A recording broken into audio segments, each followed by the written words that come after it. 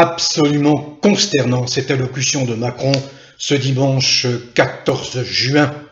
Tout ça pour se refaire une santé politique, tout ça pour se refaire une popularité qui tombe en miettes depuis des lustres. Je suis consterné, je suis écœuré, je vais vous le dire tel que je l'ai ressenti. Tout ça me rappelle, si vous voulez, des heures sombres de la France pendant l'occupation allemande, et j'y reviens et j'y reviendrai sans cesse car la comparaison est tout à fait d'actualité. Lorsque je vois ce président de la République soutenir une police qu'il a transformée en milice, qui lui sert de protection pour se maintenir au pouvoir, une milice qui se comporte comme la milice, pétainiste, vichiste, collaborationniste avec les nazis entre 1940 et 1944, quand je vois que ce président ose soutenir encore cette police infâme, un autre pouvoir devra mettre de l'ordre en profondeur dans ce corps de l'État. Car il y a eu des crimes, des blessures, des mutilations, il y a des fous, il y a des nazis au sein de la police française actuellement.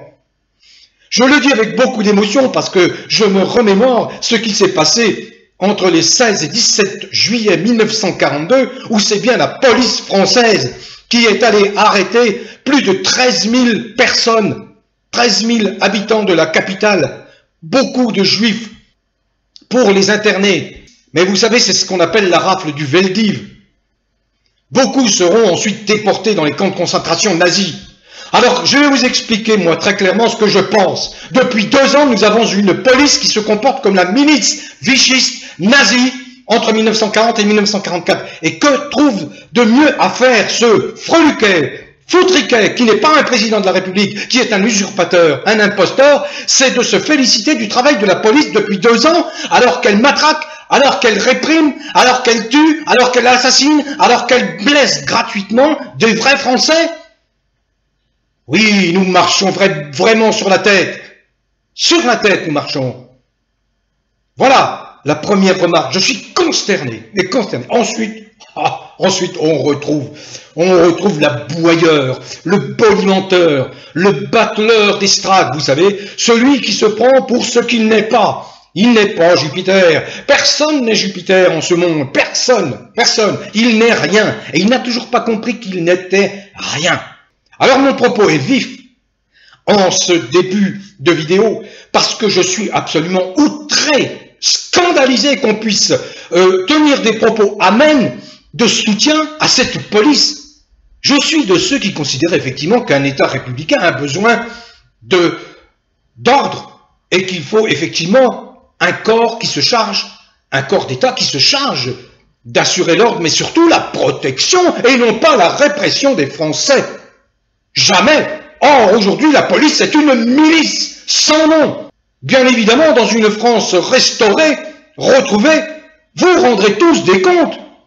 Regardez toutes ces vidéos qui circulent sur le net, où vous vous comportez comme des sauvages, comme des barbares sur des gens qui sont apeurés, qui sont effrayés. Il est fier de lui, il est content, il s'extasie sur le bilan. Nous pouvons, je le cite, nous pouvons être fiers de ce qui a été fait, notamment pendant cette crise sanitaire qui n'aurait jamais dû intervenir puisqu'il n'y avait pas d'épidémie et qui s'est arrangé pour que l'épidémie survienne en France. Je rappelle qu'il a interdit les masques, je rappelle qu'il a interdit les tests, je rappelle qu'il a déclenché l'injection du Rivotril à nos personnes âgées, je rappelle qu'il a interdit la chloroquine. Comment peut-on encore accorder le moindre crédit aux paroles prononcées par Macron aujourd'hui? Comment peut-on? Là, c'est un grand mystère, Paroles prononcées au cours d'un exercice d'autosatisfaction, d'autocentrage, d'autocélébration indécente, dans un contexte français où il faut vraiment être atteint de cécité et de surdité profonde pour ne pas voir l'état de délabrement dans lequel se trouve notre pays depuis que ce fouetteau commande. Le problème des déviants, c'est qu'ils ont un besoin irrépressible, incontrôlable, d'attirer en permanence l'attention. C'est son cas. Surtout quand ils n'ont rien à dire, c'est son cas. C'était son cas dimanche soir, il n'avait absolument rien à dire. Il était en représentation.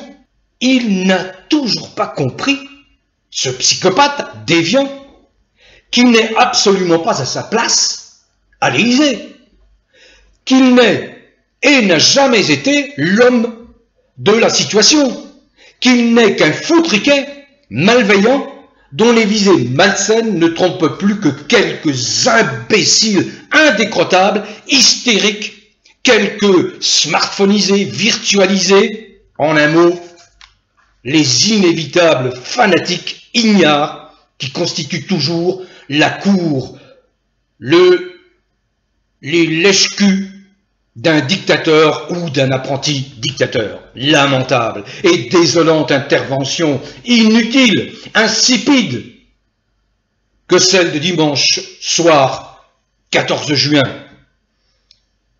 Il a fait croire dans un de ces exercices de com destinés à le mettre en lumière, parce que c'est son obsession de rester dans la lumière, de capter les bonnes énergies, de capter l'amour, alors que lui, il n'en renvoie jamais. Il a fait croire, dans un exercice de com, il y a quelques jours, avant son intervention, destiné à se mettre en lumière, à le valoriser, avec la complicité, bien évidemment, de quelques merdias, il a, effectivement, il y a quelques jours, laissé, dans un exercice de com, croire à quelques naïfs, qu'il envisagerait de démissionner pour, sûr de lui, bien sûr, rebondir et être réélu triomphalement. Un panache, dont le trouillard freluquet est bien incapable, celui qui s'est fait réformer du service militaire.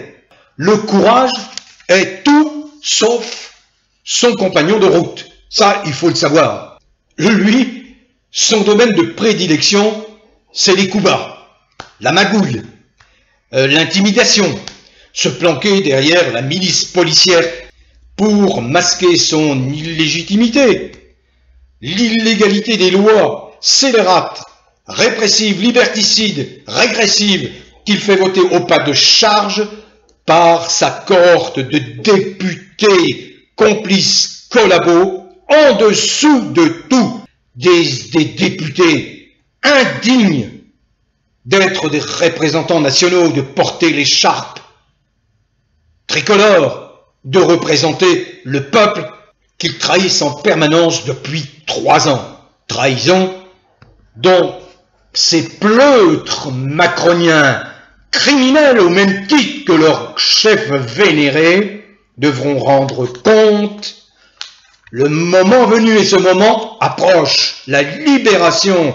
de la vraie France. Triste spectacle, en effet, que ce fantoche déviant a offert, les Français n'étant plus dupes, connaissant à présent l'oiseau enfumeur, venu là en représentation théâtrale pour glorifier sa propre personne et rien d'autre. Malheureusement pour lui, sa prestation ne passe plus, y compris auprès de ceux qui l'ont défendu un temps. Ça ne passe plus. Il n'y a aucune consistance dans le propos. Le verbe n'est pas là. Il ne porte aucune idée. Il n'est là qu'en agitateur de sa propre destinée. Il n'a aucune vision à long terme. C'est tout sauf un De Gaulle. Tout sauf un De Gaulle. C'est plutôt un pin au cul qui se tortille d'aise tant il est admiratif de sa prestation, de sa personne. Mais sait-il qu'il encombre l'espace républicain, il nous étouffe, il empêche la vie en France, il empêche les vrais Français de respirer depuis 3 ans. Comprend-il la profonde lassitude, l'immense rejet dont il est l'objet, le dégoût même qu'il inspire? Des millions de gens ne supporte plus même de le voir, de l'écouter, a fortiori de l'entendre, car il n'a rien à dire qui intéresse les gens. L'entendre déblatérer ses fadaises qui ne régalent qu'un petit cercle de suceurs et de suceuses, non, non, ça n'intéresse plus personne. Voilà, je n'en rajouterai pas. Je réagis presque à chaud à cette lamentable prestation. Une perte de temps, encore une fois, une énième perte de temps, et j'espère que vous avez été nombreux à ne pas regarder ça.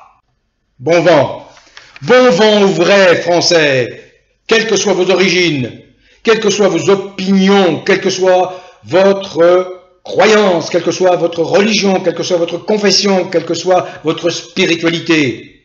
Dès lors que vous avez la France chevillée au corps et que vous aimez le pays, bon vent, où que vous vous trouviez, où que vous soyez, en France métropolitaine, en Navarre, dans les merveilleux pays, territoires et départements d'outre-mer et à l'étranger. Bon vent à tous, la roue tourne.